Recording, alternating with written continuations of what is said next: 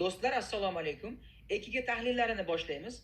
Demak, 50 tadan 70 tagacha o'rtacha darajadan ko'ra murakkabroq darajada bo'lgan har xil variantdagi ko'rinishlarni mana shunga o'xshab ko'rib chiqamiz.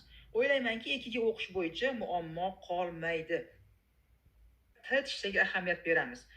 Ko'rinib turibdiki, ST segment va T tishcha V3 dan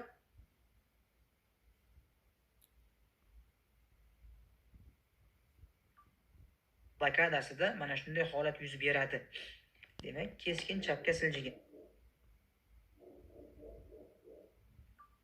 4-EKG tahlil PR interval 200 millisekund, bu normal hisoblanadi. 200 millisekund.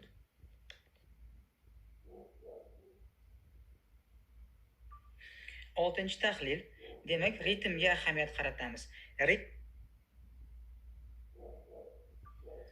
5-chi tahlil, millisekund degani bu normal holat. Ya'ni 200 millisekundga ya'ni 1 AVL va V2 dan V6 gacha elevatsiya bor degani chap koronar qon tomir to'liq to'silib qolgan degani. Ya'ni chap qorinchani oldingi devori va yon devorlarida massiv subepikardial ishemik shikastlanish ketyapti degani.